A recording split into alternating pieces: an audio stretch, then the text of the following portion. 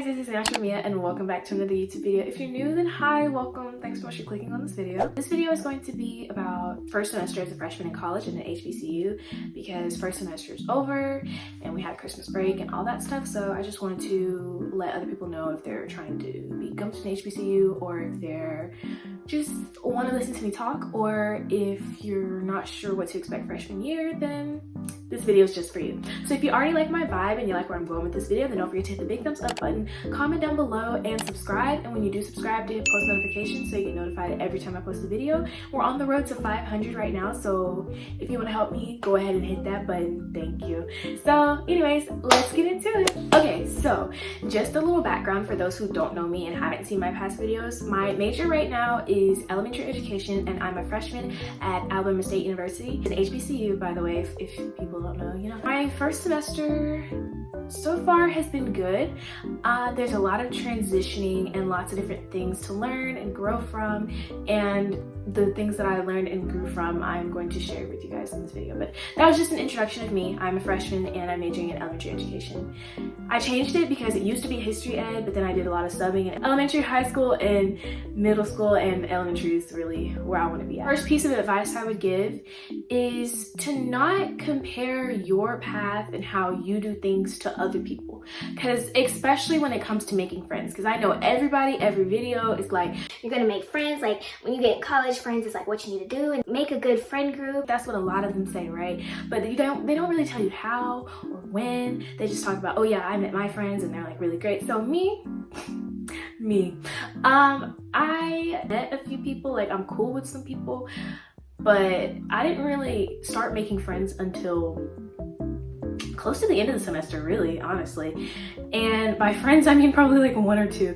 Everyone paints this thing that it's going to be like, you're going to make this huge friend group and it's going to be like 9 or 10 of y'all. Like some of that happens, yes, but other times it's not really reality. So don't compare your path and how you go through college to other people. That's my first tip of advice, because a lot of people, different people have different struggles, and so lots of people go through things differently. So just because you're not going down the exact path that somebody else before you went doesn't mean that you're not getting somewhere in your college life. So that's my first piece of advice. My second piece of advice would be for the meal plans. Okay, so me, I didn't run out of all my stuff because I strategically planned it out, but some people did not. At Alabama State, we have flex dollars, and then we have the actual meal swipes to go into the cafeteria.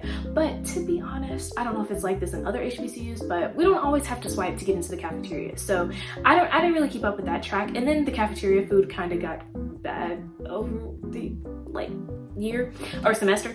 So just keep up with how many flex dollars you have, like I did. I mean, I don't know if it's like that everywhere else, but I had like 400, I think, and it's 400 per semester. And when they print out your receipt, they would print out how much flex dollars you have, and you want to keep that in your pocket, because once you run out, you can't add more money to it for that semester. You're done for that semester. So you want to plan out like how much flex dollars you want to spend for each month, so then you're not sitting there starving if you don't like the cafeteria food. You know what I'm saying? Because I think on Alabama State's campus we have a Chick-fil-A, a Starbucks, we have like a grill place. I can't remember what it's called. If I can think of it, I'll put it here somewhere. And Subway. And then you can also use your flex dollars in this little store that we have inside the cafeteria. That's where I use most of mine, to be honest. And Chick-fil-A. I love their breakfast food. But yeah, so I would say strategically plan that out. And then you don't want to be like me and have like 200 left the last week of school, because it doesn't carry over. It starts back over at 400 next semester. So just plan that out, and plan it so you won't be starving, and plan it so you don't have too much left over like I did last semester. So my other piece of advice would be to not be afraid to open your mouth and communicate. There's lots of different ways you can communicate. You can communicate with your advisor, communicate with your roommates, communicate with your suite mates if you have those, because a lot of the time, if you don't communicate, a lot of the stuff that you're feeling could be left inside of you, and then it's just gnawing at you all this time, and then you could project and be mean and bad to those people, but those people never knew what you needed. And that also comes to my next piece of advice. Talk to your advisor, please, I beg of you, because if you don't, you might be messed up. Because me, I spoke to my advisor, Dr. Elegant, probably like I don't know how many times, but it's all about making connections in college, okay? whoever you met in high school does not matter anymore. Those teachers do not matter anymore, okay? Especially when you get to sophomore year. You can pass for like half of freshman year, but the other half, they don't care about those people, okay? So you need to start making your connections in college. I used to be an introverted person myself, and because of theater and lots of other things in high school, I became more extroverted, and now I can like talk to people when it's needed. So I think that if you're a senior or if you're just about to be in college, you need to work on that, because you have to ask your advisors for help when making new classes, because first semester at Alabama State, our advisor made our schedules, but the next semester you have to make your own schedule. So you don't want to be putting yourself in classes that you don't need because you didn't talk to your advisor to get the list of classes that you need to take. You get what I'm saying? And you don't want to be in college for longer than your scholarship lasts, because then you're gonna have to pay for it yourself. So I think opening your mouth and communicating is a big part of college. It's super huge. And also, if I never would have spoken to my advisor and gotten to his office, doors and opportunities would have never opened for me, because he knew me. He knew to reference me to those people for me to get into the positions that I am right now. You get what I'm saying? So communication is a very big key. It's a big key in the room. It's a big key for your advisor. It's a big key for making friends. You can't just pray to God and be like, oh, I really want some friends, and not go out there and open your mouth and speak to people. Like, that is not gonna happen. And yeah, so you need to start making connections in college. Communicating is a really, really, really big key. So when you're in high school or wherever you are right now watching this video, go ahead and start practicing on people that you know, so then you feel more comfortable doing it in college. I'm a Christian girl that's not attending a Christian college. So another piece of advice that I would say is find ways to strengthen your relationship with God. Whether it be at Alabama State, we have this thing called Real Talk, and they meet every Thursdays in the student union. If you go to Alabama State and you're watching this video, you should totally show up. And they also have Real Grace, which is a women's ministry. And yeah, but still on your own, you can still do single Bible studies. I did that a few times, and I feel like you should not make excuses for yourself, because when you're in college, you have a more flexible schedule. You can decide, do I want to go out with my friends right here, or do I want to spend an hour with the Lord, or do I want to wash my clothes right now, or do I want to spend an hour and then wash my clothes later? So you have lots of different options and choices, big choices that you have to make. And I just say, don't make excuses for yourself for not doing something, because I used to do that. And then in my YouTube video, I'll put the thumbnail right here if I can find it, I decided that like, I'm done making excuses for myself, because I make time to do everything else, like study and do my homework and talk with my family members and my boyfriend, so I can make time to talk to the Lord too. You know what I'm saying? So I feel like that's the thing. And a lot of people in college do not have the same belief that you do, or if they do, they're on a different level. So you can't depend on other people to do the studying for you, because a lot of the times that's not gonna work out. And then you might encounter people in college that try to make you not believe what you believe.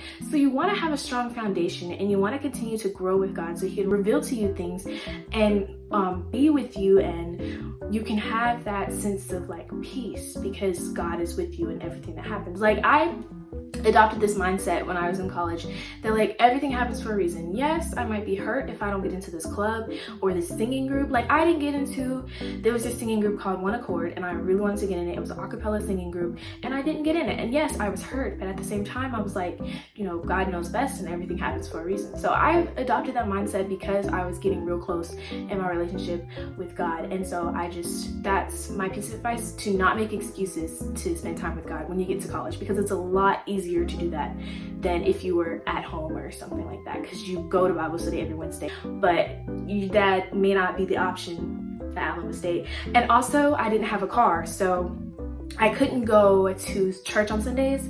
So a lot of the time I would discipline myself to try and watch my church's online thing. So there's a lot of different factors that play when you're in college and trying to do that stuff. So just don't make excuses for yourself, and it'll really be beneficial. It'll help you out so much, I promise. Another piece of advice I have for this video is to be able to manage your time and not overload yourself with too much work. So, okay, last semester I was just easy breezing. I had some easy classes like, you know, public speaking, orientation, you know, stuff like that. So I could be involved in lots of different things around campus. Like, I went to this mental health thing, and we got free stuff. Take advantage of the free stuff, guys. That's another thing. But yeah, so you have more time to do that. But this upcoming semester I have a really hard class, world geography, and I mean world history, geography, no, it's geography, yeah.